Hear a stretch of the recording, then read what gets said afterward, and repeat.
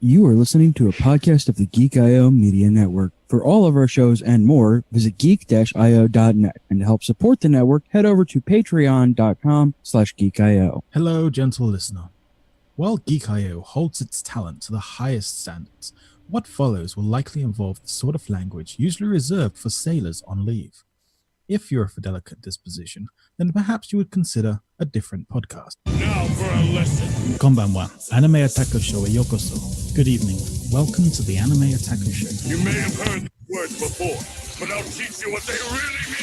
Remember, we will be discussing all episodes up to the ones we talk about tonight. Anata go supporter o kinishi nanara soyo. If you don't mind spoilers, welcome. Go beyond! Plus!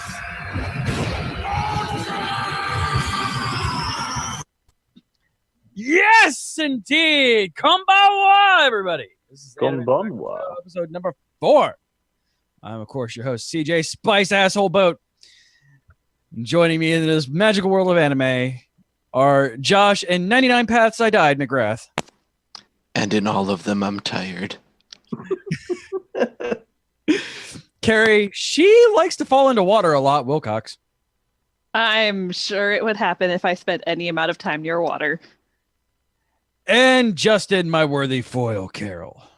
I literally made like some amazing Cajun food last night, and I can say I'm pretty worthy foil right now. Oh, man. What are we talking about tonight? Well, let's see. Today's episode notes, shows, are Food Wars, Season 3, The Third Plate, Episode 10, The Salmon Will Dance, Season 3, Episode 11. I don't actually remember how to say this, but he's the White Knight. Device Ritter Datafal. Okay.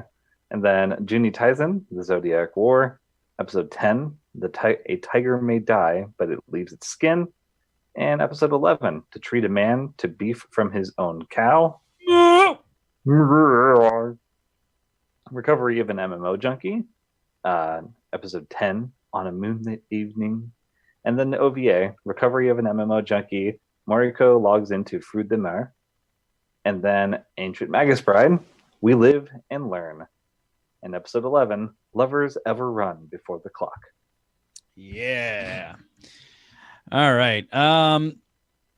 Okay. We've been kind of getting into the point of doing Juni Taisen first. Getting that out of the way. It makes sense.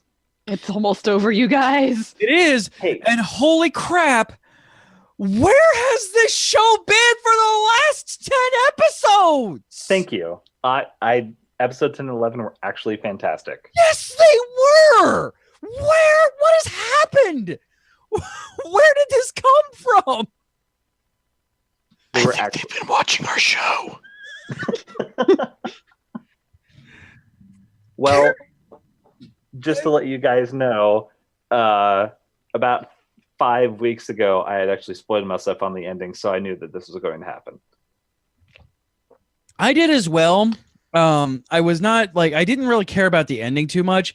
I was more so interested in how they would handle a death that was supposed to have a emotional resonance in Tiger, and they actually did.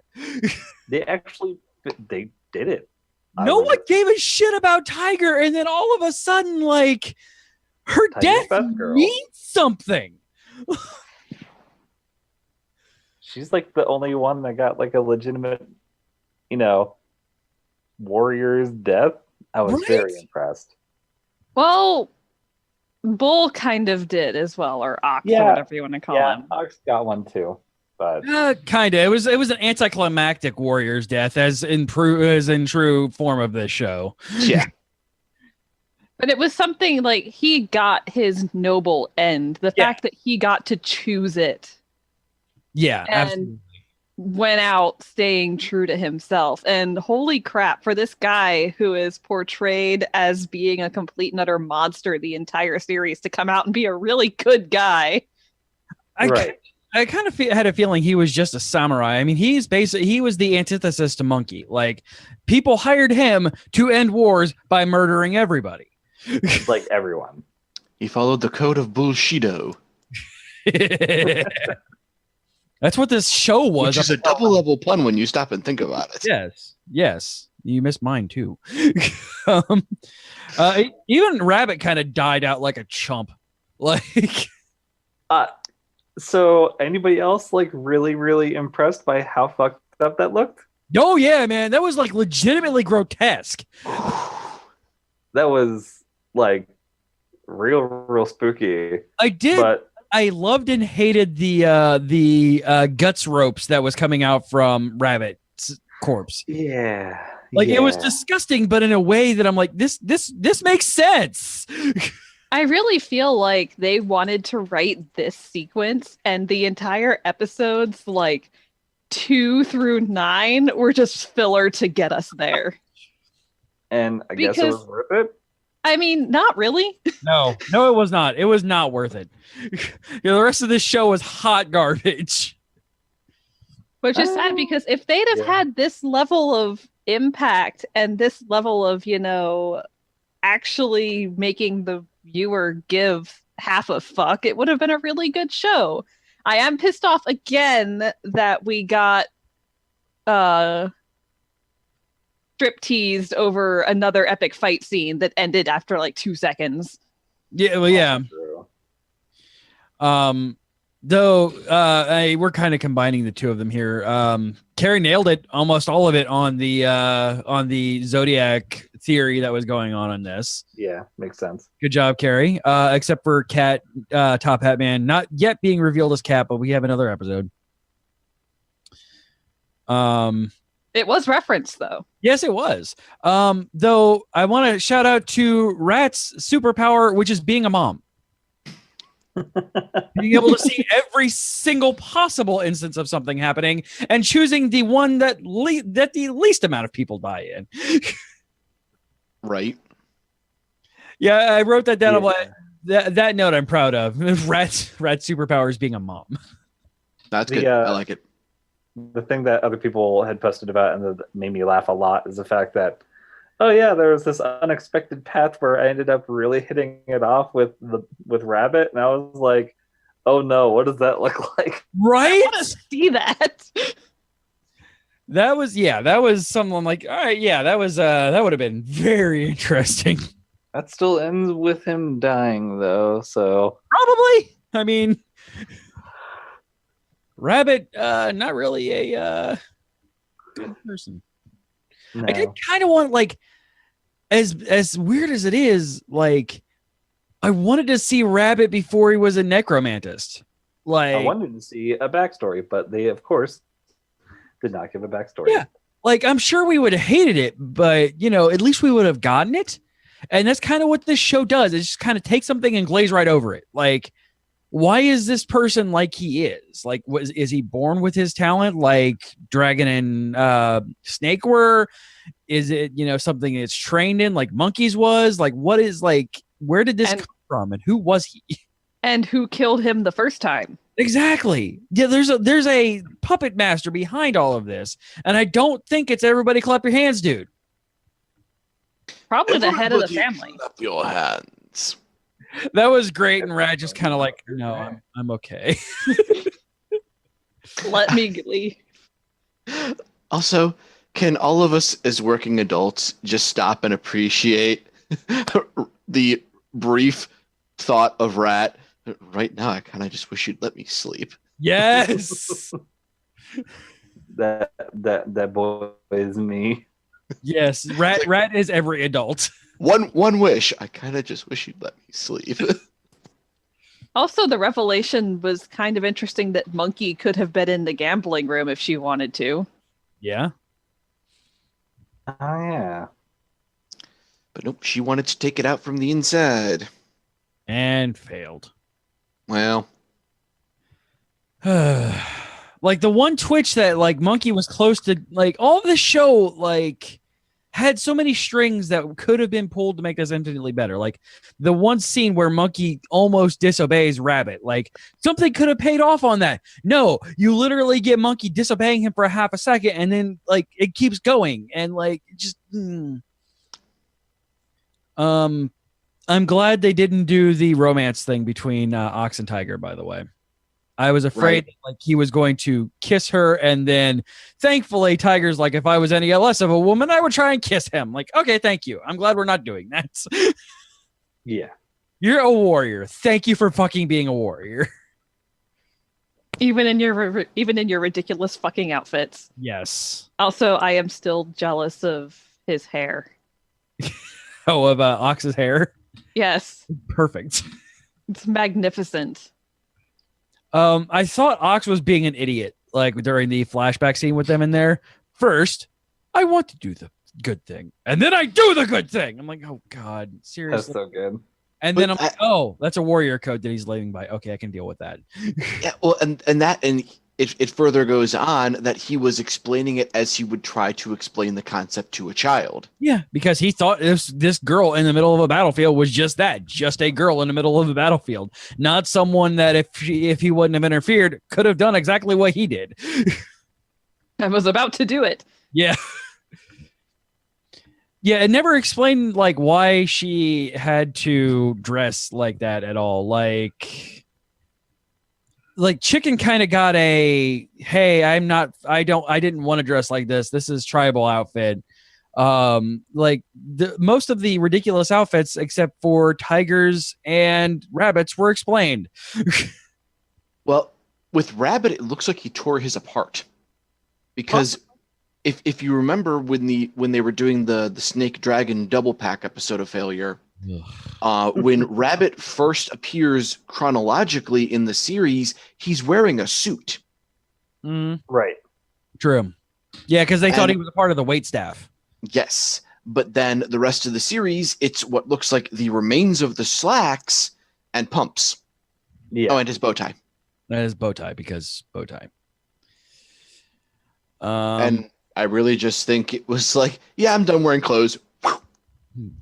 What He time? did the old Chris Farley. F-cans. Rat's superpower, like how they showed that on the screen was real cool too. Yeah, it was. It was definitely a very well done effect. Yeah, like these 2 episodes were really good. They could have done a lot with that if they'd have revealed it earlier on in the series as well, like showing the different paths, but you don't know which one is real until something happens. Yeah, and then it snaps back to reality, like an unreliable narrator kind of thing. Like, I wish that would have happened, but that's not how Nisio Isin does stuff. And that most certainly isn't how they would do the anime, because that would mean it would be like a 2-core series instead of just 12 episodes of suffering. yeah. Yeah, if they'd have expended it out a few more episodes, they would have had time to actually make a good story. Yeah, exactly. I think if this even would have been like a 20 episode season, I know those don't really exist in Japan, but you know, I think they could have made it a little bit longer if they would. This is one of the few times that I think it would have been a better show because of it being longer, because it wouldn't. Also, you wouldn't have to shove all of the crap into compartmentalized episodes.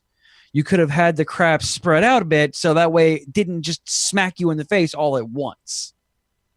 Yeah, the other thing that I really thought was interesting was with Rat, they actually showed some level of there being a drawback to his ability. Yes. Yeah, the fact that he remembers every single one of them and remembers dying each time.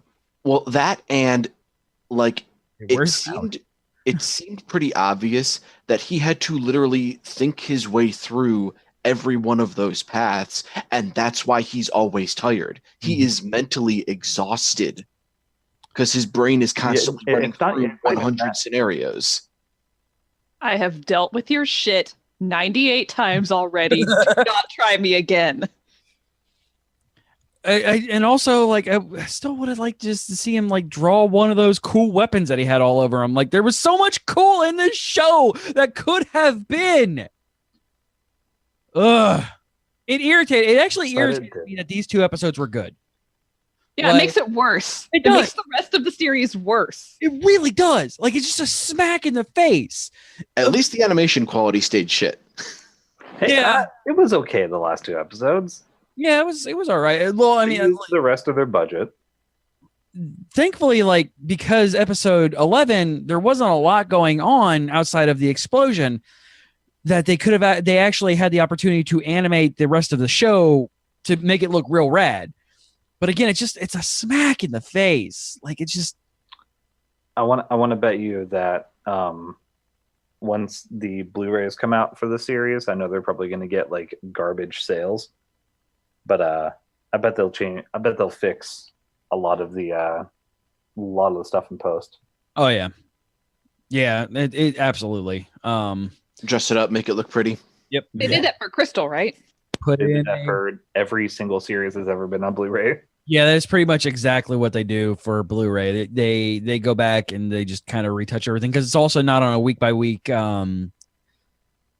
like fervor at that point. Like, they have the opportunity to take their time and redraw characters if they need to. Like, watch Bakemonogatari in original format, and then watch it in Blu-ray, and then be utterly and completely and totally astonished. Sailor Moon Crystal is like that as well. The same. Yeah, it's like I was watching it week to week, and I'm like, oh man, this is not great. And then another friend of mine introduced Kiara, my daughter, to it on Blu-ray, and I'm like, this isn't the same show I was watching. Does Crunchyroll ever update with the Blu-ray quality episodes? They are not allowed. No, they're not. Funimation does every so often, like, because the dub ones can have a touch up to them, like, because apparently I hate myself. I continue to watch the Black Clover dub, and the animation on there is getting better, surprisingly. And I don't know if it's the animators of the Japanese getting done or the little bit of time, because it's not like on week. I'm wondering if there's a little bit of time for an art studio here in the States to take it and make it better. I wouldn't actually know. I don't know what that Yeah, the sequence is there. it would be fascinating to watch that, what that business line looks like. But all right, so we're done with Juni Taisen. Almost. One more. We got one more episode, and I have a feeling that it's going to somehow be real good, and it's going to make me real mad. And after this, after the last episode, there's probably going to be an OVA that adapts the short sequel novel to Juni Taisen. Oh boy, we're not watching that one. Thank you. Yeah. I will not make anybody else suffer through that one. If we had to watch that, I was going to get everybody caught up on the Magical Boys. No thanks. I'm not. No. We'll get through episode 12, and then because like I said, I have a bad feeling that episode's going to be real good, and it's going to make me real mad. Either that or it'll just suck even worse. Yeah. Like, I kind of want Rat's wish just to be like, yeah, you're all just, I wish you all to die so I can sleep. Here's the thing is they haven't given any sort of stipulation on this whole wish mechanic. Yeah, I don't know if it's like any wish that money can buy, or if it's like Dragon Ball level. Yeah, Dragon Ball / freaking Fate Stay Night level. Like, yeah. Because, like, obviously we're dealing with some slight supernatural aspects here because these people have abilities. Yeah. So this isn't, common everyday Earth 1. Yeah, this is not our Japan. But, like, that's the thing is that they've given us no indication of what this wish mechanic breaks down to, because, like, Sheep wanted Juni Taisen. Right. Yeah, exactly. Yeah. What was his wish? Yeah, and I think didn't they say that it was? Yeah, it was to have a normal life. Because up until the Juni Taisen, he was a murder dealer essentially. Like, he was an arms dealer. So, and I think he said he got tired of it, and just that was his wish, was a normal life. Okay. And then, of course, that wound up sucking him back into the Juni Taisen because he didn't want his grandson to be subjected to it. Because which makes some me kind of wonder monkey's if palm bullshit. Monkey's Palm or Top Hat Cat Asshole is a dick genie. Yep. Oh wait, no, I am wrong. Hmm? The last episode is the episode is the episode that adapts the sequel manga one shot that happens after the light novel. Is it still just episode length? Yeah, just episode length. Thank God. So we're gonna have to suffer through like an hour-long OVA or something. I'm like, you know what? Hey, we're gonna go out on a high note. And Juni Taisen ended after episode 11. Nothing else happened. Nothing. Ever. All right, yeah. If it's still just the episode length, then we can deal with that. Because I was deathly afraid you were gonna tell me it was an hour long. So this coming episode is what adapts the sequel. Yeah, the actual ending. Okay. Fun. All right. Food Wars. Yes. Good stuff. Yeah. Food. I always like seeing the fish episodes because I am a person who is 99% pescatarian, and I really enjoy watching them make real good fish. Yeah. So episode 10 was all up in my happy space. Not to mention we did get to see Rio again. Yes. The thing Flame Boy made is more up my alley now that I am starting keto, sadly. I am in the process of trying to work my way through a salmon kubiliak recipe. Nice. Made with the spinach crepe, and because there is a site that I'm following that I don't remember off the top of my head, and but they have the recipes for these kind of things, and I'm like, you know what, I could try and make what Flame Boy did, but man, I kind of really just want to make that freaking kubiliak. That looks so good. Last night. Yes, last night. I made shrimp etouffee, which is a Cajun shrimp dish served over rice in like a brown sauce with a bunch of vegetables and stuff like that, as the last hurrah to having a big, nice carb-heavy meal before I go move into keto. And I just thought about making all these different dishes from Shugigeki no Soma again, and then realizing, oh no, All of the carbs. all of our carbs. All of them. Delicious carbs. You're just gonna have to make your cheat days really fucking worth it. Right. I won't have a cheat day for 21 days straight. Well, you'll have lots of time to plan. Yeah. I mean, even the one the kubiliak that I'm making is I'm doing the cauliflower rice instead of regular rice because I can eat rice, but I had weight loss surgery a couple of years ago, and if I don't cook rice just correctly, and I don't have a rice cooker, so it's up to me to cook it correctly, that doesn't work out very well. Very Bad often. things happen. Let us know if you want recommendations on one. But I can cook. You do not have a rice time. No, I do not have a rice time at all. But I can rice some cauliflower like a freaking master, and it tastes real good. So, and I think with this, because cauliflower and salmon go really well together, I think it'll work out maybe even better than straight up regular rice. Tune in next time on Cooking with CJ. Oh, there will be a live from the Geek Kitchen for that one. Do not worry. I made a, what's it called today? Food. I made cauliflower mashed potatoes instead of regular mashed potatoes. The way to do it, dude. Yeah, I could not believe it. They were so good. Right? They like in my mind. I was a big time skeptic when vegetarian friend of mine's like, no, just make them into mashed potatoes. Like, there's no way you can make cauliflower, which is essentially white broccoli, into mashed potato. Oh man. Yeah. And then he's like, if you guys haven't had it yet, Carrie, Josh, you guys got to come over for dinner. Another thing is like he made cauliflower pizza crust out of it, and then We've done that too. It was delicious. oh, dude. Yeah. I love talking about this show, but at the same time, I hate talking about it. Very hungry. Yes. There is a two-sided sword to this show. So we got to see Tsukasa show up again. Yeah, we did. Yeah. This I understand why they're ending the season on episode 12 now. Yeah, because seeing what happens in this next episode, that's like the perfect stopping place.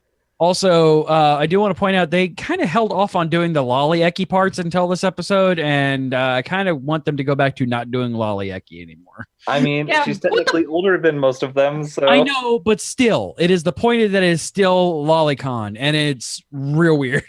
You know what bothered me as much as that was the locker room changing scene. Mm-hmm. Yep. Yeah. Yeah, there's what this show does, which is random food explosion, clothes anti-beams, but then there's this level like these couple of episodes which just kind of pushed it that little bit too far. Well, because it's not food related. Exactly, and also a lolly. No, she's talking about the Yeah, the Arena next episode. and, Yeah.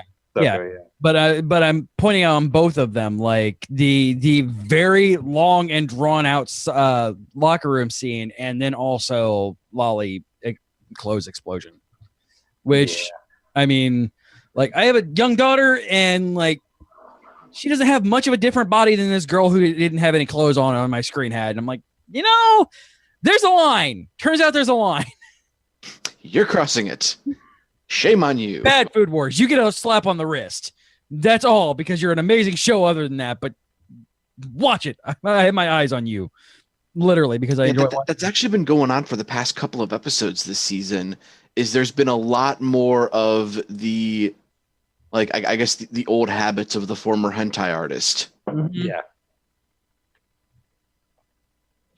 Yeah, a lot of Gotta this make that character money. is randomly changing clothes for no reason. Yeah. This Yeah, character got manga. caught out in the rain in her white blouse. Oh no.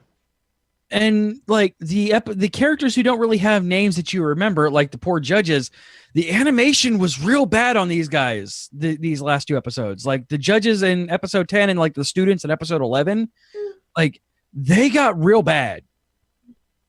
Not just like kind of bad, but like Juni Taisen bad. Like the older small judge's face just kept changing. It did. Yeah, it was like a different artist every time they switched to him, and each artist got like closer and closer to just being out of art school. Yeah, like the actual shape of his skull.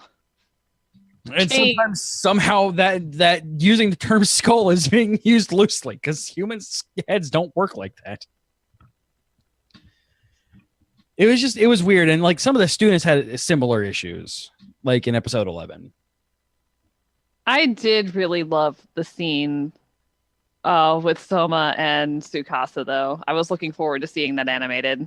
Very much so. Yeah, that was amazing. Like flashing back to his time at the French restaurant and like keeping up with crazy head chefs and just being able to like keep up with everything and without any issue whatsoever. That was fantastic. And then Tsukasa had to go and push the no button. Yep. Though I'm fairly sure, not knowing what happens, Sohan don't have a chance in this one. Oh, yeah, well, you'll see. I don't think he is quite at the point where he has not studied in the hyperbolic time chamber for 3 years yet. So No, not yet. This is the exact stance I've had on it since we watched the episode. Is something is going to happen. yeah, their battle will Because- not end. Like Because from a narrative standpoint, from a writing standpoint, one, Soma cannot lose because he's not going to join Central. Yeah. That completely undermines his character. and this show doesn't really do that. Like they don't take characters and just be like, nope, you know what? This character is now this. Two, he can't win because he's not at the power level, so to speak, that he needs to defeat Tsukasa. So something is going to happen that is either going to just flat out cancel the Shokugeki or render it illegitimate. Yeah, and that's like from what I'm noticing, they're not even calling it like a full blown shokugeki. Like they're just doing it like in the classroom. So like they like there's no judges or anything like that going on. Yeah. It's it's thing. Though Yeah, shut up, you people who read the manga. right? I've already just stopped talking. They though I want to give this show something. Unlike other shonen where freaking rivals become friends because no reason, this show gives you a reason why these people who hated Sohan are now his friends. Yeah. Mhm. And thank you for that. My thoughts exactly. And that's just, I mean, like, there's still like no good reason for, and as much as I love him, there's no good reason for Vegeta to be Goku's friend, or Piccolo to be Goku's friend, or Tien to be, or anybody to be Goku's friend. That personality. We'll go with that. But like everybody who is now part of, Team Sohan has a reason to be part of Team Sohan. And by the way, my notes all just now call him Sohan. Occasionally, eventually, we might hear from Goku again. Yeah. Maybe he's off not being a parent. So that's the reason why I was calling him Soku, like, because he is definitely more along the lines of in this show Goku. But yeah, I kind of get, Dad being all encompassing, amazing person. It's like it's the Boo arc, and I kind of like the Boo arc. Where Gohan just had to be the superhero because nobody else was peeing. And he's technically the strongest person on the planet at the time. So I got nothing else on Food Wars. It's I understand why they're cutting it off where they are, but I really wish they weren't. Yeah. I agree completely. I do as well. So because the exact moment that this season ends is something. It's like the cliffhanger that I'll be like, oh man, I'm totally okay with waiting a week for that. Not I'm totally okay waiting another 5 months for that to come out. Next season's April next year. Okay, it's oh summer. good, it's coming back as the same time as My Hero Academia. Yay! Yeah. Oh my god! Guess what? Our next season of Anime Otaku show is going to be Q Shonen bullshit .mp3 that Dale It's has for me. shonen bullshit. Is that on the Dropbox? I'm sure it is. Hold on, give me a second. I will add it. It's not going to be our next season of Anime Otaku because we've got Cardcaptor Sakura Clear Arc and Darling in the Franxx coming up. And fuck you guys, 7 Deadly Sins. I can't be excited about that yet because I haven't seen any of it. Yes, I know I still need to catch up. Yes. I am such a fan of 7 Deadly Sins, and I say this in the Slack because nobody else has access to the Slack. I am such a fan of 7 Deadly Sins. I am just me having the talent to draw it because I like having my own drawn tattoos of getting the Dragon Sin tattoo. That's pretty good. I have watched everything available for it now. It will be 5 times as I'm rewatching it for the next season. Jeez. It is that Make it this, even 7. yeah, I might. Ah, I might. This and Attack on Titan are the only 2 manga I'm currently reading, and I have actually went back and Academia. I am purposely not rereading. I know, but it's for the same reason why I'm not reading Food Wars. See, I was in that camp, and then I read them, and I decided, fuck it, this is worth it. Jesus, I was doing a thing. I was searching for the thing. I can't find it. Somewhere. I don't know where Dale put it. Dale, we need the quote. 20-something seconds, he'll get it to me, probably. But yeah, really looking forward to it. So Justin, you haven't seen the last episode of MMO Junkie, or you just haven't seen the OVA? No, I haven't seen a lot of it. That's the only show that I'm not caught up on. I am caught up on Ancient Magus Bride. Why are you a horrible, wretched individual? because I am always a horrible, wretched human being. And You are so fired. Which Raul, is a kick this complete man. which is a So- complete lie. Raul, So- kick this man. Join us on the show.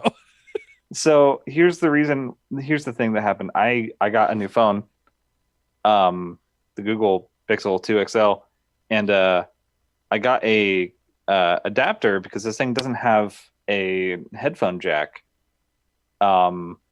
I, for the life of me, can't find my adapter. So when it's downtime at work, I want to watch anime at my desk with my headphones, but I can't. So Why do manufacturers keep doing that? I I thought that was just an Apple idiocy. No, it actually makes the form factor on this thing really nice and made the battery bigger, and it CJ, works really well. which But chat? what I need to do is I just need to get a Bluetooth headset to do it. I Either way. love how he spells it. Oh, Dale, you beautiful Australian. Dale, you beautiful Australian, you. Wow. Wait, I'm missing something. Twitch chat. Look at how Oh. he spelled shonen. Oh, how do you spell it? I can't open Twitch chat. SHOWN space IN. Ew, quickly message me with that on actual Slack so I can add it to the soundboard easier. So then should I would we love to talk about about Ancient Magus Bride for a couple of moments before I have to head out. Yeah, you Um, would. Yeah, I caught up on this really quickly, between yesterday and today, and oh my Because god, let me guess, you couldn't stop. it's so good! I can't believe it. It's just one of the best series I've seen in a long while. Yes. Welcome to the club. It's magnificent, and like it's not even just good on an anime level. It is good on a like Art television level. Like it is breathtaking and fulfilling and everything that you can possibly want. It is just, oh my god. I am happy with the art. I am happy with the characters. I am happy with the music. I am happy with the animation. I am happy with the oh shit moments. I am happy with the cry moments. I am happy with everything in this whole entire goddamn series, and I am going to buy the manga. Possibly in Japanese, unless they don't bring it out in America. It's already out in America. Okay, good. Yeah, just so we get some interesting revelations about Elias. Because Right. it's shonen bullshit. The one part of the episode where that quote doesn't make sense. I don't care. Is anybody else really, really freaking charmed by Proto Elias, as Josh calls him? Baby Elias. Oh my god, baby have- Elias. I had to take a picture of him. Baby Elias is so good. Elias. Babelius, yes. So good. I'd like to see where he gets some of his other namesakes. Yeah, because Lindell kind of dropped it in episode 11 where he's like, our other names are things that we, portray, things that we are. So his being a person who can give us 3.5 minutes worth of amazing sound and art design in the middle of an anime where it doesn't belong. Right. I was like, chills. Oh god. Oh yeah, like it stood every hair up on its end. Like it was just, oh my god. So that makes me think the plural Mergalis or whatever, like there's a reason why they call him that. Gila Murialis, aka Wall Spear. Yeah, like Oh. where does that come from? My guess is the thorns advancing out like a wall of spears, but it could be something else as well. Yeah, possibly. Let's also that Rahab. Rahab is real good. Time traveling badass with a monocle. Right. I love the freaking what's her face? The seal girl. Selkie. Selkie. Your nickname, Josh, was also with both a human and seal form. Also, because I type a lot of things on my iPad, and I'm a horrible individual apparently. My iPad tried recorrecting human to hymen about 4 times. That would have made for some interesting show notes. Bullshit. That's not what I meant to play.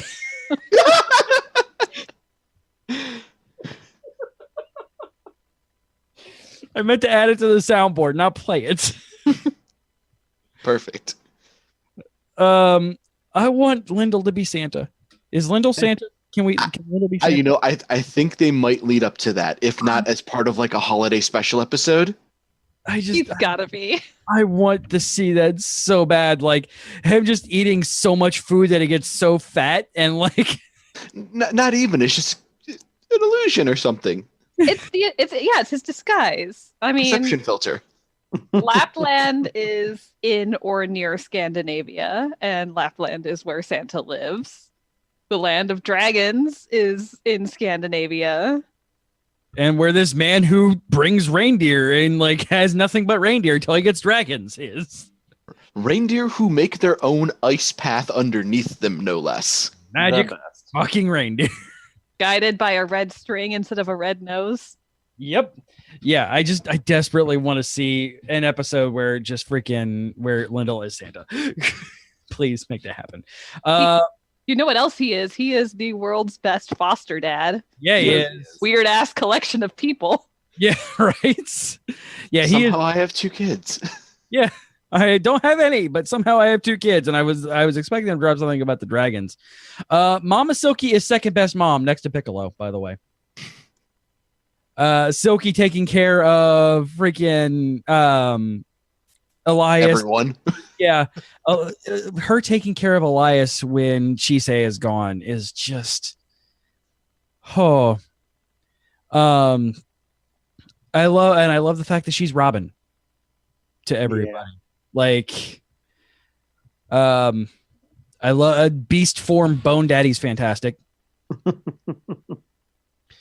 And kind of leading credence to my issue of them, switching sorcerer and alchemist around. Crunchyroll quit mistranslating things. I don't know much Japanese, but even I know Nani does not mean yes. Yeah. What? There was a part where I'm kidding. Oh. You said Nani means yes, and I said what? Nani? Because there was one part where Elias looks at something and goes Nani, and the translation is yes. I'm like, no. Bad Crunchy. Keep on using that word. I do not think it means what you think it means. So I'm wondering if the translators for this show just kind of bounce words back and forth and just kind of like, Americans will understand this. Yeah, transliteration is annoying sometimes. Yeah. I understand why they do it. I don't always agree with the decisions that are made. But also, Ruth continues to be the best boy. Best boy, best bro. Yes. Bestest brother. Best dog, best brother. Yeah, just, oh my God. Best everything. He's a good boy. He's such a good boy. The freaking weird talking bird thing kind of creeped me out. And which Elias then killed and Selkie planted in the garden.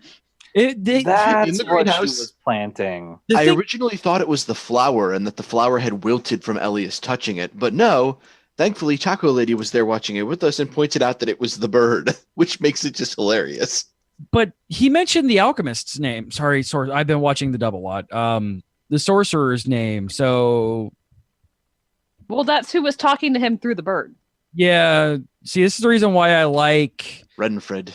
The dub, because I know the voice actors and I know like the inclinations, and Japanese being such a foreign language to me, some of the voice actors tend to blend together for me. So I couldn't tell. Well, I think it was in like 9 where I think it was in episode 9 where the bird was actually like highlighted and he said Renfred's name. Yeah. I think there were technically 2 people talking to him through the there bird. was. And at one point Renfred takes over. Yeah, I'm guessing it's Renfred and Renfred's teacher because he yells out master and. Well, it's some other guy. And then at a college, you hear the other guy yelling, huh, senpai? And then Renfred takes over. So, but yeah, so some of the other things that really struck out with these episodes that I really just loved was in, what was it, episode 10? Yes, 10, when they're giving you all that delicious backstory on Elias, and you see Lindell do that, get us the fuck out of here magic, and then he suffers for it. And this is what happens when I use my magic forcefully. Yeah. And then the very next episode, you see the true form of his magic, which is song. Yeah. It's not just them saying a verse and teleporting. That was real nice. Yeah, it kind of felt like I didn't notice though, because I didn't catch the word forcefully in there. It just said, this is what happens when I push my magic. And I'm like, wait, is he some kind of sleigh beggy that somehow got like fixed? We don't know yet is the thing. We don't know a ton about him, but this episode served to teach us a little about him as well as Elias. Yeah. Which was real nice. Anybody else watch Bleach? Like longer form Bleach, not just the first couple of arcs? No, I got lost on the Aizen on the moon arc. Okay, well, you still saw this. From the moon. Primal Bone Daddy looks a lot like a Manos Grande. Yeah, he does. Bleach. Yeah. That caught me. I'm like, wow, that is almost identical to a Manos Grande. Big hand. Yes. Everybody clap your hands. Everybody clap your big hand. Also interesting that like Elias thinks he used to eat people. He's not sure. Yeah. Did I used to eat He people? doesn't know. He doesn't remember anything is the thing. I'm looking forward to seeing what happens. I'm hoping that there's like there has to be a full adaptation of the series. They aren't going to stop here. It's got to be making ridiculous amounts of money right now. Yeah, because like critically, like everybody loves this show. Like it's not just us gushing over it. And yes, we gush a lot over it, but it's not just worth gushing over. Literally every anime review site, show, YouTuber, everybody loves this show, and for good reason. So yeah, they're like it would not surprise. Like they say they're doing 24 in this season. Like if this was an American show, it would not surprise me if they didn't immediately roll into season 2. Right. I don't know how feasible that is, and using, I don't know what else the studio is working on or anything like that. But if this was an American show, we would almost immediately be getting a season 2.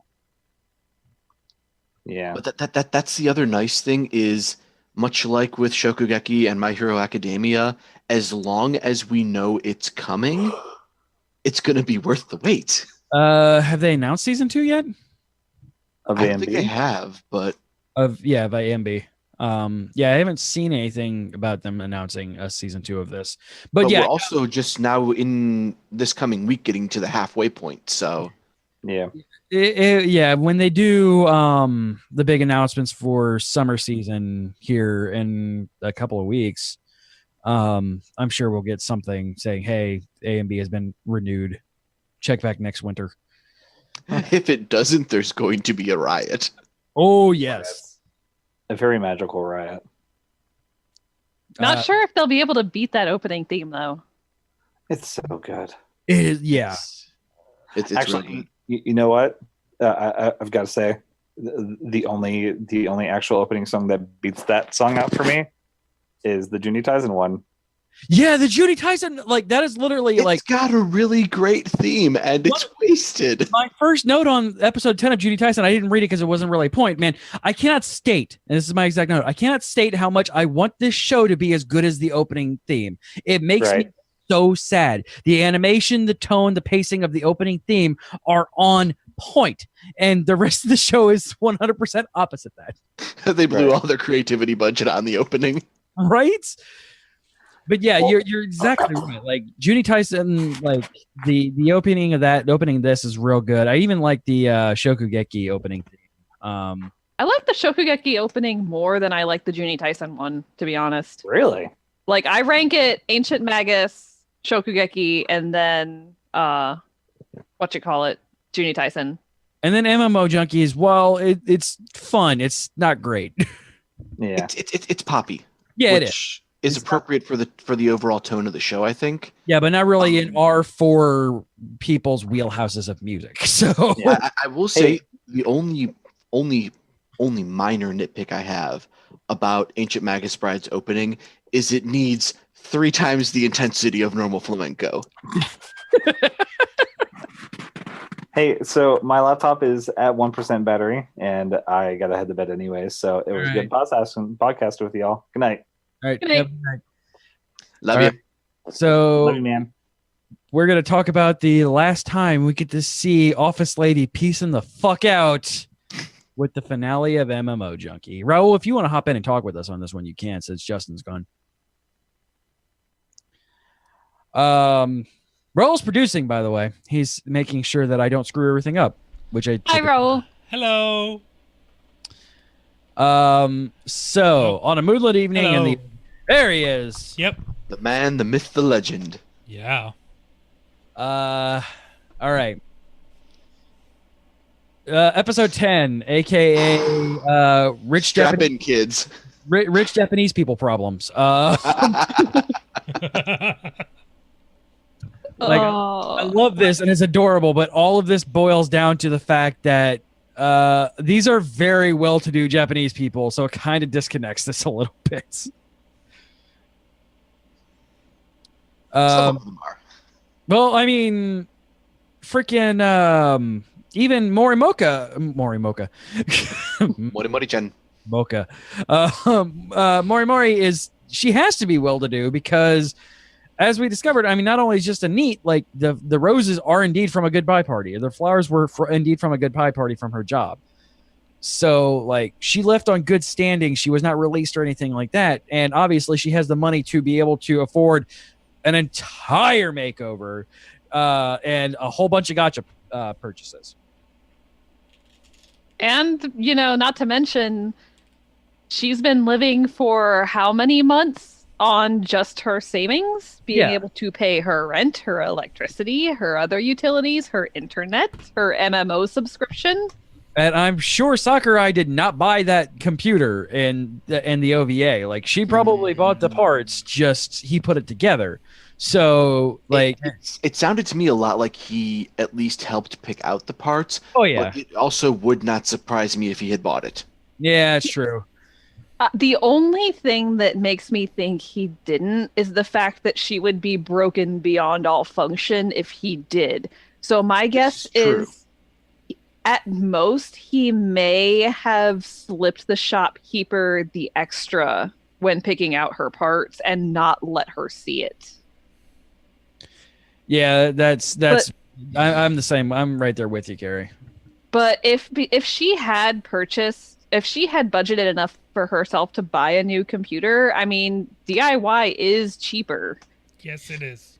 But it's still expensive. Like, it's still not a price that a normal NEET could do. Like, it almost makes me wonder if she didn't accept like a severance package.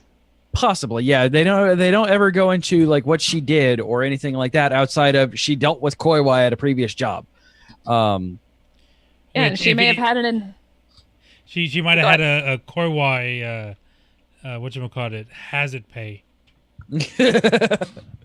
There are no hazards associated with Koiwai. It's all benefits.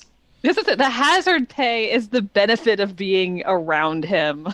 Right? Oh my god, he's like such a the number one wingman, and like every time Sakurai's thinking of him, yes. He knows it's him. Another almost title for Josh would have been, man, he really loves me, doesn't he? That's so adorable. But yeah, I mean, that's the trope in anime is when, or I think that's a Japanese folk belief in general, when you sneeze that somebody's talking to you. Yeah, it's usually viewed negatively, though. It's usually like, at least that's how they hand wave it in anime. It's usually somebody talking crap about somebody else and then them sneezing. That's how I've seen it portrayed in other shows so far. But Of course, MMO Junkie being the shining beacon of perfection that it is. Right. I watch these shows on my phone mostly. On my lunch break at work. I almost fell backwards laughing at her talking to the dryer. Yes, please do. I'm so sorry. Please Oh, dry my no. clothes so Sakurai doesn't see my underwear. Why is she so cute? I know. And She's like adorable. she keeps bringing up the fact that she's 30 something, but they put her in like the mentality that you would see like the average anime high school girl acts like this.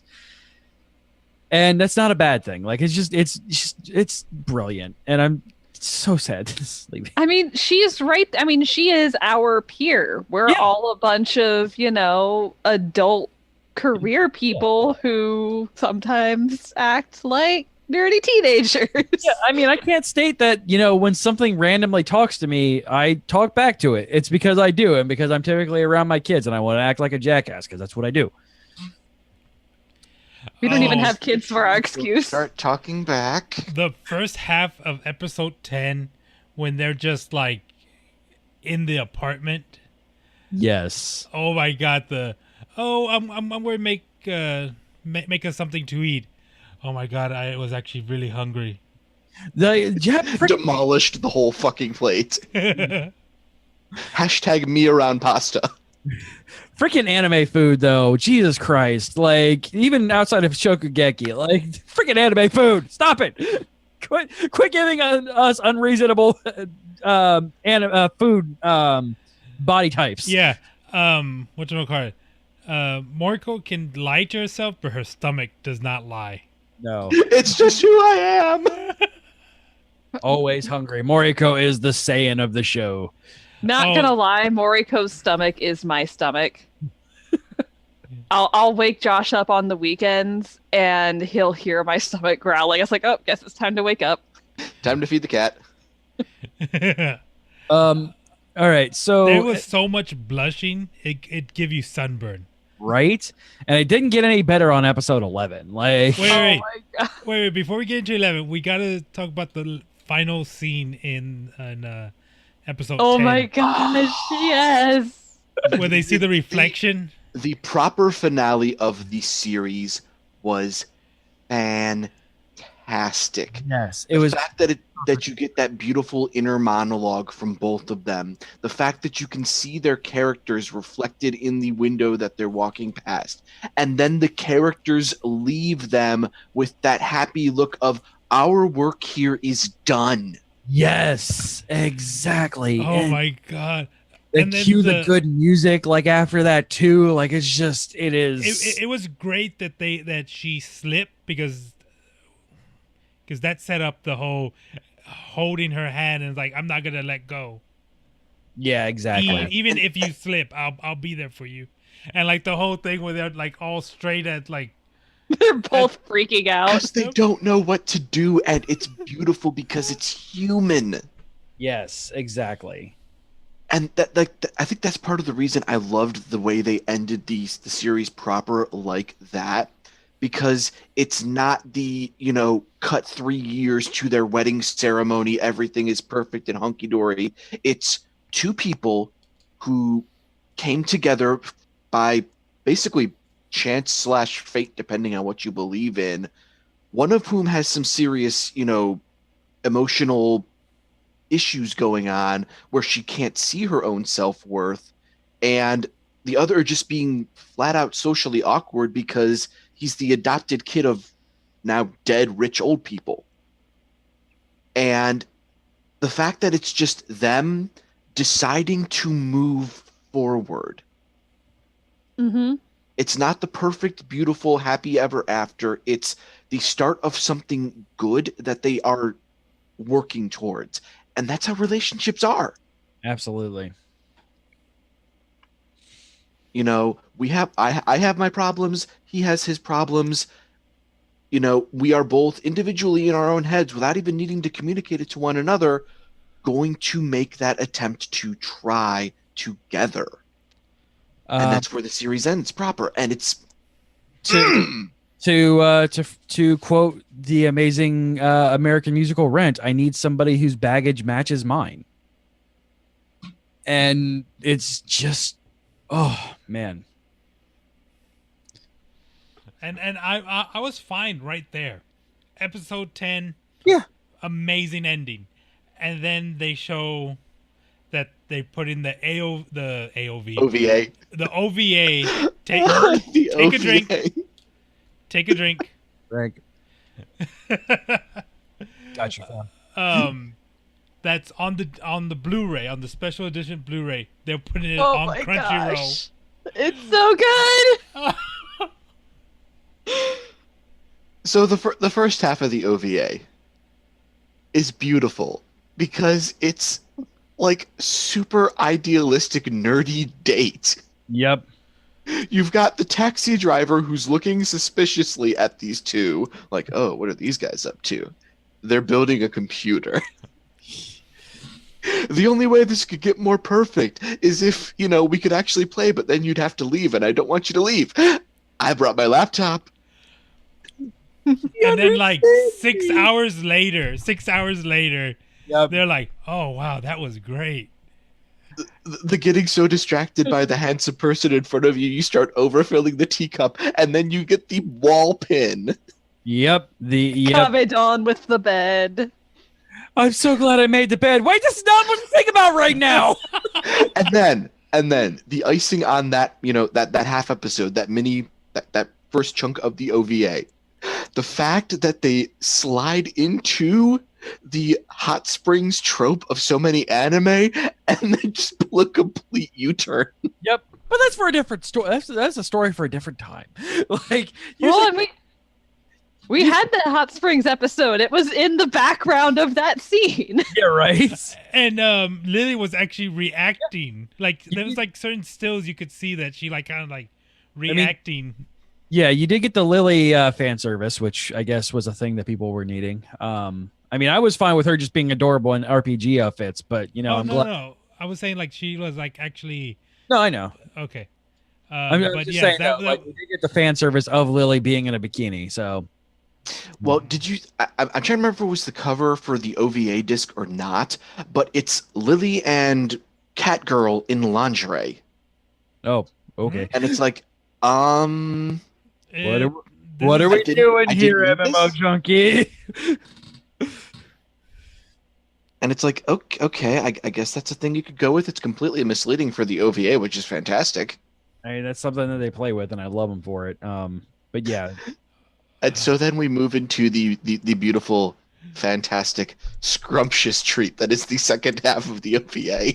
yes. All right. So before we get into the ridiculousness of this, Carrie, you and I had a discussion earlier in this season about this show and how I really wanted to believe that it is two men being married. And yes, it'll be a yaoi thing where one of them is obviously the female in the relationship, then that's fine. But in my head, it is still a male and a male in a married relationship in Japan, maybe married overseas or anything like that. And you said something along the lines of, well, gender stereotypes are still really strong in anime. Mm-hmm. I present to you Princess Sakura! And in the bikini itself. Oh, before we get there, that's towards the end. Let's build up to it. Why am I being charmed by my own character? Oh my god, she. Yeah, she's falling in love with freaking Hayashi. And then she sees Lily and it's just like, oh. Oh, and Kabe is still a store worker. Well, it's the same convenience store. It's just medieval fantasy Kausen. And he's still moving boxes around, and then he gets tagged as the traveling merchant. How is Kanbei the leader and I'm still the worker? That's the thing, is the fourth wall awareness. Yes. Oh, sorry. I interrupted you, Carrie. I'm so sorry. I was literally saying the same thing. It's like Kanbei is the shop owner here, employing his player. It's so ridiculously amazing. and I freaking love everything to do with this episode. Like, And I love how they brought the convenience store, the Cowson, yep, into the. yeah, still Cowson, just medieval high fantasy Medieval fantasy Cowson. with the giant gotcha box in it. The Gashapon machine. Yes, bring the gotcha pod. And I it's love Gashapon so ooh, much. It's so my glad- weakness. So glad I did not get the first prize. That outfit she did get was freaking adorable.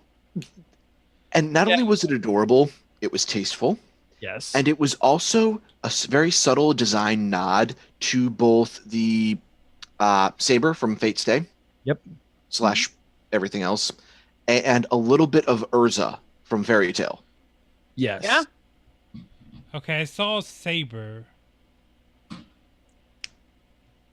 Well, with like the badass breastplate, but still a skirt with the floof, and Oh, okay. the sword was kind of similar, but it was like a fusion of those two designs, and it was like, this works.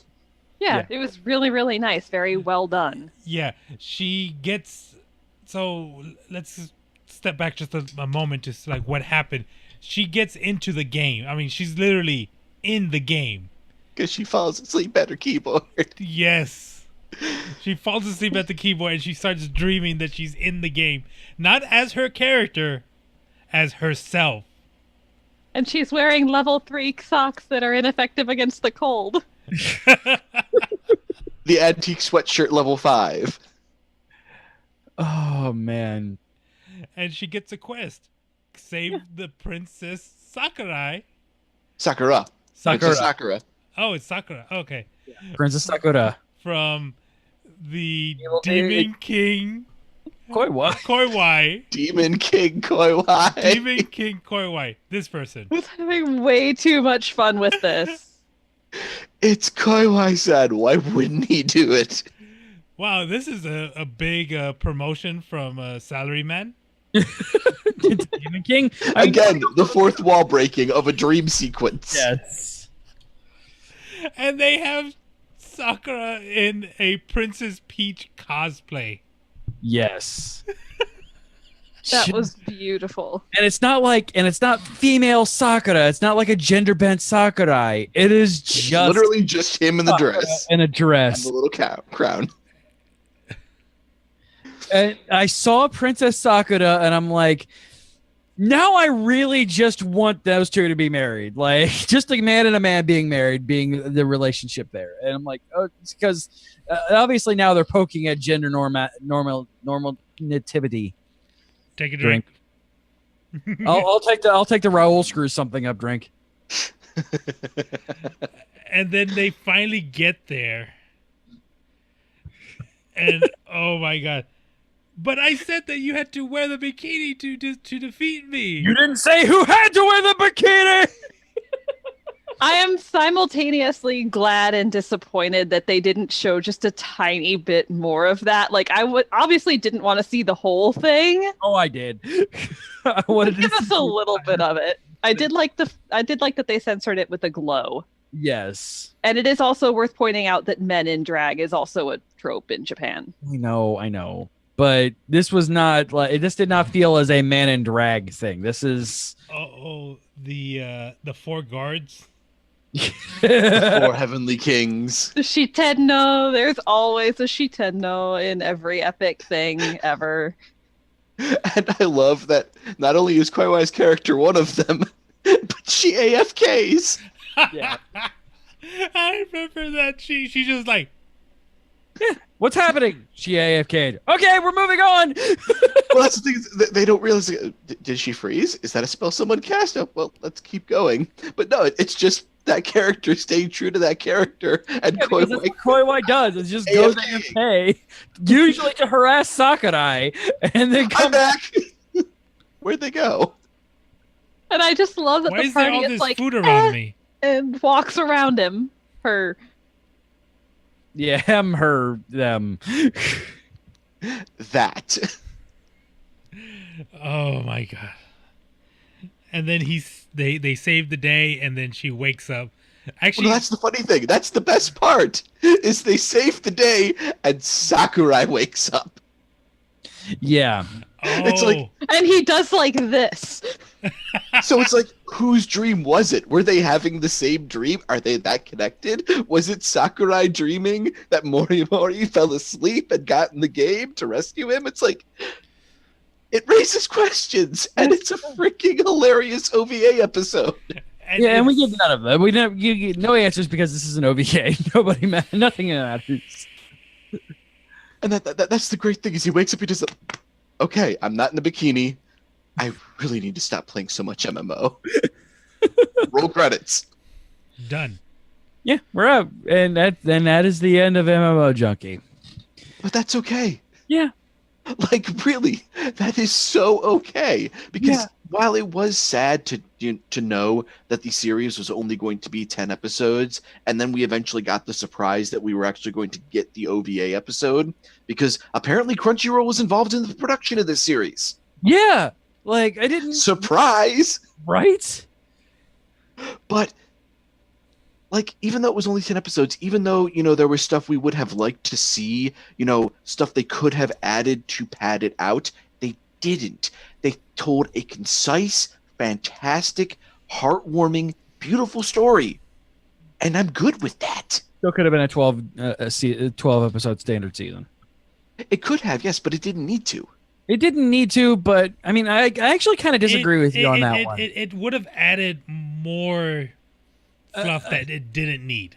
Given how this show moved to be, like, started off as a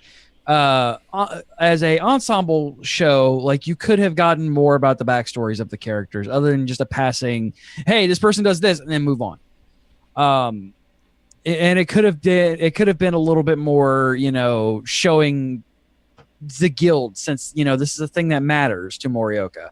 And while everything could be is from Morioka's POV, like it is / Sakurai's, these people still matter to them and could have gotten more than just a quick snap of Kanbei being snarky. I'm of two minds of this, because on one hand I agree, and I would have liked to have gotten to see the other guild members like in their own lives and seeing more about them as people. But at the same time, part of me likes that we didn't. We only ever see some of these people as their online avatars, but they are no less important to Sakurai and Morimori because of it. They are every bit as much of real friends, even though we never see their actual faces. Yeah, especially Kanbei. It just kind of irritated me that they gave not even just Kanbei, because that's obviously a third person in the group and that needed to be introduced into real life, but of all things, Catgirl. Like, they give Catgirl a face and a backstory, and that never pays off for anything, and nobody else gets anything. It's kind of irritating to me. If you're gonna highlight one, kind of do it to everybody. Yeah, give everyone, like, because I really would have loved to have seen, like, a couple, like, even just a minute of Pokotaro's and Himerelada's home. Yeah. Show them, regardless of how it's structured, let us see the happy married couple gaming together. Exactly.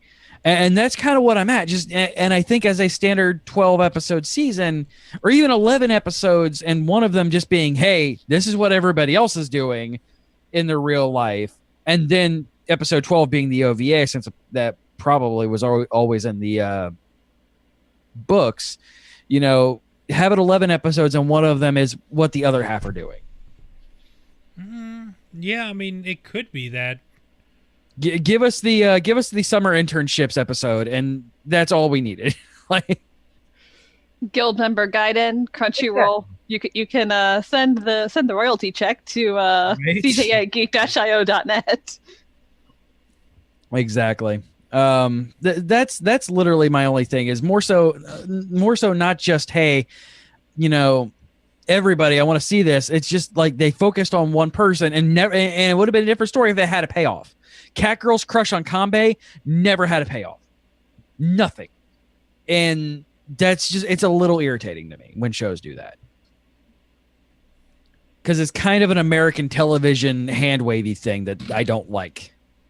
Understandable, and like I said, I can certainly sympathize with that frustration, but it's not like removes a large enough chunk of enjoyment from the series Yeah, for me to really sin it, so to speak.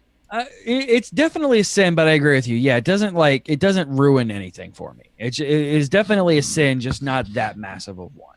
When the rest of this, and I kind of always say this, it's a sin, yes, but it's something stating I just want more of this. It doesn't need to be blown out and stretched and like have filler episodes, 2 episodes in, fucking Black Clover, but just something to help focus on the fact that this guild is a family. Yeah, like it would have been nice if like the quote unquote final episode had been, an epilogue type of deal.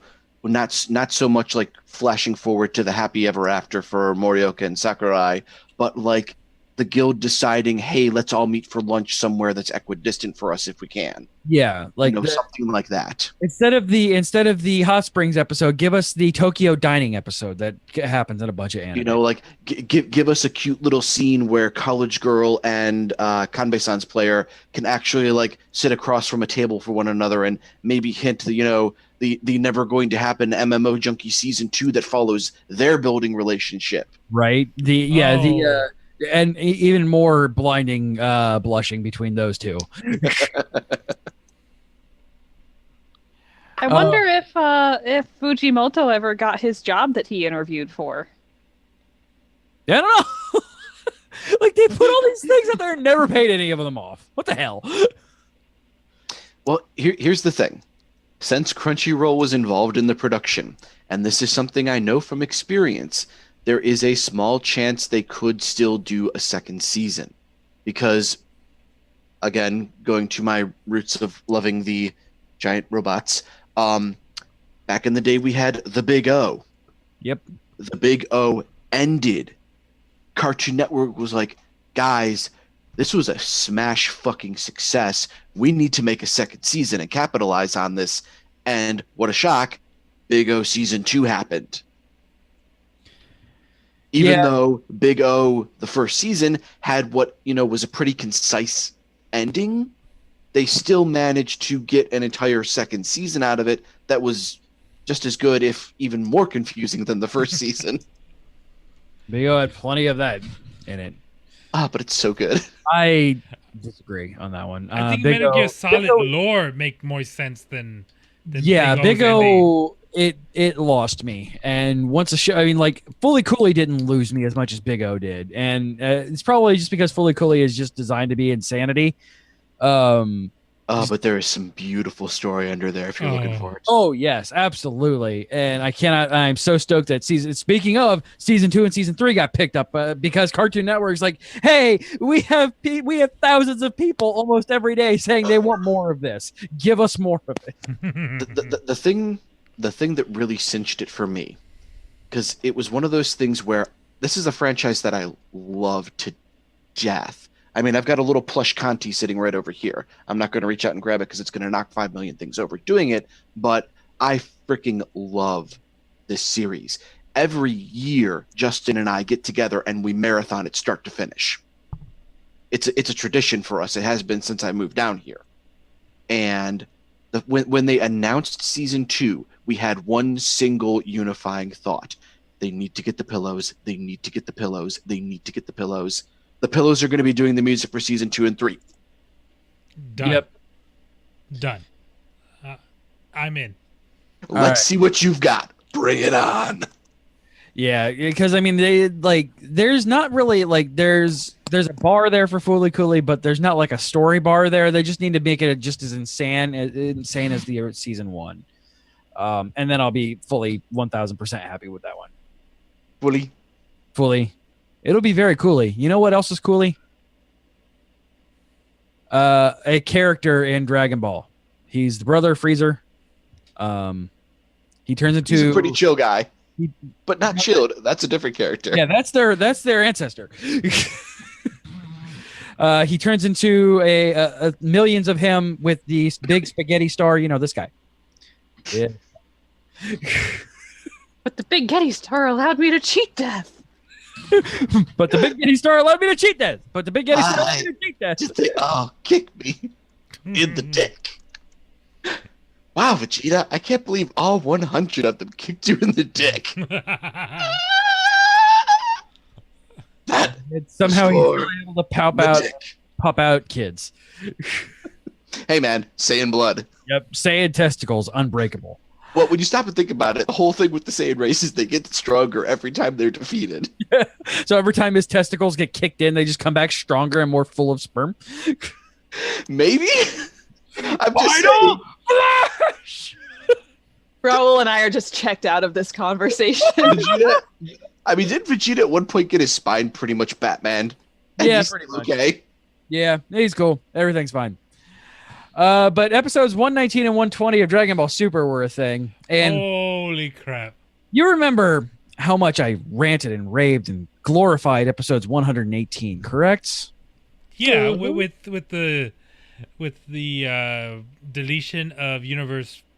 2 and 6, and you actually felt a reason, felt emotion, and by Piccolo, nobody cares. By Universe 4, nobody cares. That's episode 19. 119. Yeah, Piccolo goes like in such a lame way. Chump!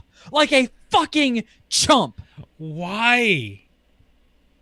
Because Super has really weird writing team where some of them like get like okay, episode 118 was written by the same dude who wrote the Ultra Instinct episode, the first Ultra Instinct episode. So dude knows how to write good, powerful scripts. This dude is the one who wrote the Arale episode. And yes, 119 pissed me off enough that I went and looked up the animators and the writing staff of this episode. I can't Oh believe my they God. treated Dad like that. They took Dad out like a chump. Like he got kicked out by a bug. Literally. not only that, like the previous episode, Gohan and him fighting side by side. Piccolo Father and son, Kamehameha. Wait a minute. Piccolo actually acknowledging him as, you know, stronger than him and as a person who can stand on his own 2 feet. And not even like 5 minutes in, Piccolo is literally holding Gohan like a baby. Because yes, he's saving him from elimination. However, it's still the fact that he is holding him like a baby. And it's frustrating. And then 5 minutes later, Piccolo's like, oh, I'm going to take out this guy. And then, oh no, I didn't take out this guy. Oh no, he knocked me out. And then okay, Dad's lame. he was sensing energy, yes. But he has excellent hearing. Why did he not hear this thing scurrying around, jumping from everywhere? Because I think the writing staff forgot that was a thing. Why did they have to write Piccolo out of the tournament? I mean, Like a chump. It's not necessarily that he went out. I would have been okay with that. And I knew obviously he's going to have to be. But he went out like a chump. And that angers me so much. I mean, I wouldn't mind if 18 would have gotten knocked out. I think they're going to do something with 17 and 18. I think some fusion shenanigans are going to be happening here soon. They're gonna combine. Gatsai. Oh no, that's episode 120. Yeah, it is. 119 is a piece of hot garbage, you guys. It was garbage. And nobody cared about Universe 4, and nobody cared when they got deleted. Yeah, I mean, The people of Universe 4 cared, Oh, that's nice. and then they didn't because now they don't exist. well, They the should God have- of Destruction.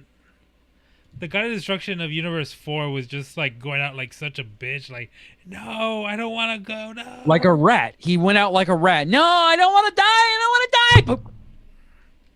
It was the only time that I was happy to see that reused animation of a universe being deleted. And it's not because it's a villain you like to hate. It's just because nobody cares and they're wasted space.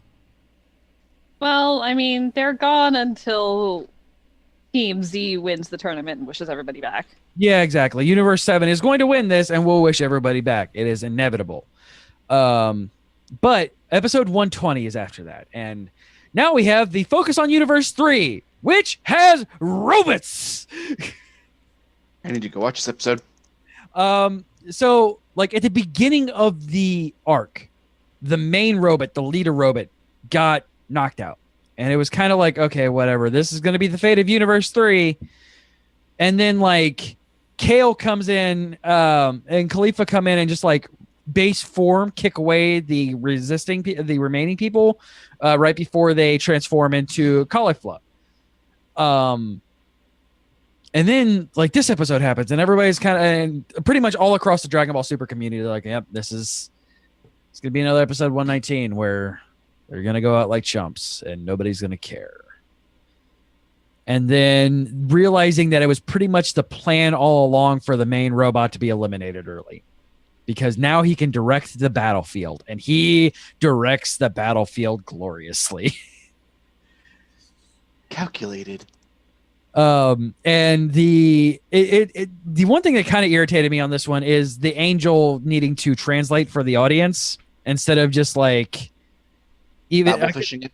yeah, I could have dealt with weird babble fishing, but like it was just kind of irritating because he's talking to the Supreme Kai in the show, and Universe 3 Supreme Kai, which I showed Josh as now in my headcanon is one of his characters in my home D&D game. Like he obviously knows what all is going on here. It's kind of insinuated that he built them, or at least he gave the doctors the knowledge to build them. So like they're going around and getting pretty well owned by base level Gohan, because Gohan's like, hey, Dad, Uncle Vegeta, I've fought androids before. you guys probably should be saving your energy. I'll take on these guys.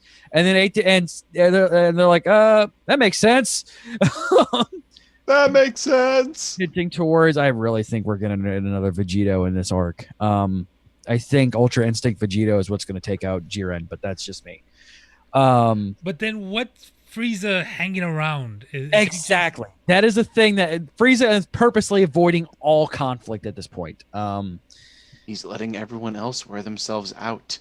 Yeah, but for what gains is Universe 7? Like he's not even doing anything with Universe 7 outside of helping Goku out because he had a blood debt to him, and also you're useful, monkey. It's Frieza. I'm sure they're playing the long con. This is the guy who Absolutely built real estate and planets. Absolutely. But I honestly think we're gonna. I would like to see Gogeta, like not just doing the Patara, but like actually giving us the fusion dance of Goku and Vegeta, because we haven't seen that in Super. Does Vegeta know the dance? Yeah, they did it before. Yeah, That's how we got Gogeta. No, we got Gogeta in GT, but he was there when Goku was teaching Goten and Trunks to dance. Okay. Well, 'Cause because the in- first time we see Gogeta is in the Fusion Reborn. Yeah, oh yeah, that's true, which is not canon, and then you see him become canon in GT. But didn't they scrape Quote GT? unquote canon. Technically, right now it is still canon until Super does its inevitable Retcon.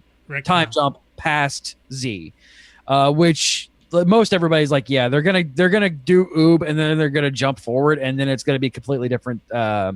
It's gonna be GT but good, hopefully, because for the most part, Super's been pretty good.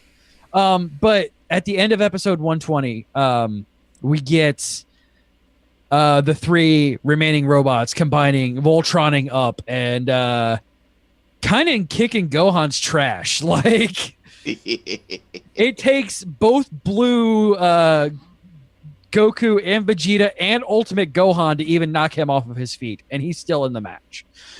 And in the More than the previews, sum of the parts. 2,198% of their parts. and then in the next episode, what it showed is like the Doctor's gonna fuse with them as well, or something. Yeah, they're going Janemba. Like, it looks like fucking Janemba, and I can't wait. But also, speaking of 17 and 18, the other person of Universe 3, he has ultimate defense. And He's a horse. his plan is to wear out his opponents, except when they're androids 17 and 18 with an infinite energy engine. That's right. I forgot about him. And they just sit there and like pew him off, like just giving them the littlest like key blasts, but when you're doing the littlest key blasts millions of times over, eventually the dude's just gonna wear off. Yeah, he's like, wait, I'm just waiting for my moment. I'm waiting for my moment to shine. I'm waiting for it. And it never comes. And I love like 17 and 18 going back when they're together in this arc, they're going back to how they acted in Z. And like before they put a baby in her, like every woman in Dragon Ball, like she's catty. She plays with her opponents until they just can't anymore. And then they're just like, yep, you're gone. 18 just casually kicks him off the edge, and it's amazing watching these two in their Z glory and making you realize, hey, yeah, these are the reasons why you like these characters, why 17 and 18 are still around, even though 18 got a baby put in her somehow. Hey man, the equipment was still there. Yeah. As proven with even with 17 having a wife and kids now. How many kids does he have? Like 2 or 3? I think he said 2. And defending an entire island from poachers, which they left Goten and Trunks in charge. Yes. That is amazing. They're going to come back to a petting zoo. Yep. I am waiting for that. And I want like one of the T-Rexes there not to have a tail anymore. Yep. Like we got hungry. Yes. Yeah, the old Dragon Ball, like Goku chopping off the tail of one of the Tyrannosauruses. Wait, and no, that was Z. That was Gohan. Oh yeah. Gohan's like chasing the T-Rex and just slicing another steak off of its tail. Yep. Yeah, I kind of want. Yeah, exactly. Like Goten or even Gotenks to do that, because that seems like something they would recklessly use Gotenks for. They just like being Gotenks, I think. They do, and yeah, though it's still widely underused. Like, there's no reason why Trunks and Goten should still be jokes. Because they're annoying as fuck. There's no reason for it though. Like, Goten was created because Toriyama was like, I'm never gonna bring back Goku, but people like Goku, so here's little Goku. And then the writing staff's like, you need to bring back Goku, and he's like, I have no idea what to do with this kid anymore because he was gonna be little Goku, so now he's an idiot. But there's no reason for it anymore. Like, they could have grown up, and they didn't. Like, they haven't at all, and it's ridiculous. Like, well, maybe if that time jump happens, we'll see some nice development from them. Maybe, and like, I do kind of just want to see Teen Gotenks. Like, that seems like something that would be real rad to see. And it's really interesting to think about how that would turn out, because Gotenks already seems to be older. Yeah, yes. Like, he's animated to be older, and like the Super's kind of hand wavy with their forms. Like, I can see because marketing, Super Saiyan Blue Teenage Gotenks. What would happen with the hair color? The same thing happens with being old. Super Saiyan would be just blue, which is kind of a waste if It you stop is. to think about it. Like, he's got that awesome dual colored hair. Work with it. Yeah. Do like a neon pink super 90s explosion. We can't have pink Super Saiyans because that's Goku Black's shtick, and I'm pretty sure if anybody went rosé, that they would be freaking the fuck out. No, not rosé. I'm talking neon fucking Barbie pink. 80s neon pink. That's fair, though. I'm fairly sure everybody has already forgotten about Goku Black because it is never mentioned again. Writers clearly did. I like- don't. That whole block. Oh my god. No, like, it's never referenced. There's no negative effects of it. Like, nothing. And like, Goku and Vegeta see Zamasu in like current day Zamasu for Universe 10. They don't even like acknowledge his existence. Wait, Zamasu? Yeah, Zamasu, the Supreme Kai of Universe 10. The old guy, yeah. Yeah, they see him and nobody cares. Like, you would think seeing Zamasu like almost literally eradicate everything and literally eradicate a future. You would think that Vegeta and Goku Maybe would we should see take him, this guy out before he does anything terrible. would like jump at this guy to try and murder him before he turns evil and absorbs Goku. like, or even worse, Jiren. Like, If we're gonna get a big reveal that the Goku Black arc and the whole Zamasu everything was just a new VR addition to the hyperbolic time chamber. they didn't cover this in VR training. It's the hyperbolic time chamber is now the holodeck. They kind of do that. I mean, it is the standard Dragon Ball thing. Like, that's the reason why nobody talks about Raditz. That's, like, it's a thing. That's right. We can grow Raditzes. Nobody talks about Nappa. Like, no. He's not being a producer. He the probably biggest changed his name for sin- Hollywood. The biggest sin, nobody talks about a pool. Or even like Ginyu, who pops up like, "Hi guys, remember I'm a joke," and then never referenced again. I still want a universe where the Ginyu Force is the heroes of justice. I honestly thought that's what they were going for with the Pride Troopers, Universe 11 stuff. Nope. I like that. That's what I wanted out of Universe 11, which was them to be the Ginyu Force, like, or them be like, yeah, we used to be known as the Ginyu Force, but then our leader left us, and that's when Jiren showed up. Yeah, no. just give me good guy, competent Ginyu Force. Yeah, I doubt that'll happen because Toriyama forgets things. Well, he's kind of been doing this for a while. Yeah, he has, and like even now, like everybody, like he writes parts of every episode, or at least they certainly ask him questions when they're writing episodes. And sometimes I think he's just like, I don't remember. How much pot did Toriyama smoke in the 80s and 90s that he can't remember anything that he wrote? I mean, it really depends. Was this before or after lunch?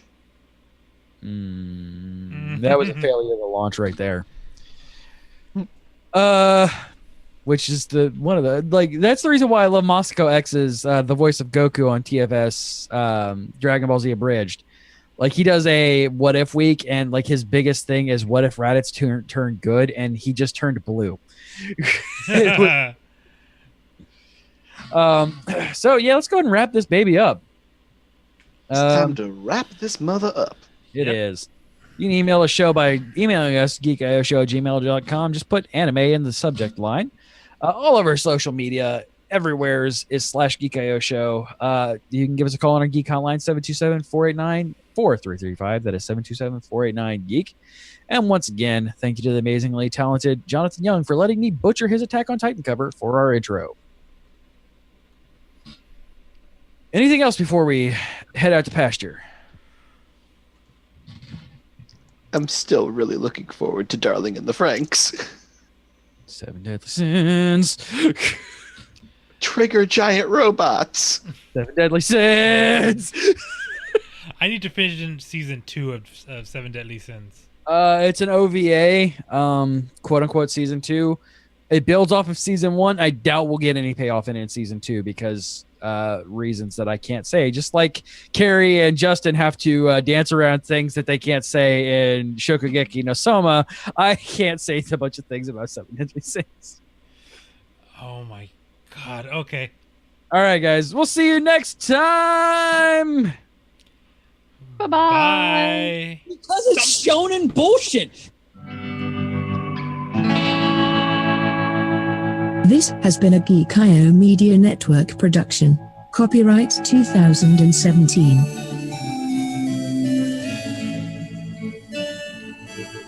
Oh no, he's gonna Kiko Ho! Power levels are bullshit. Kiko, how you doing, Cell? Is it Tien-chan? Please be Tien-chan. This hate boner trio that you guys have going for each other is fantastic.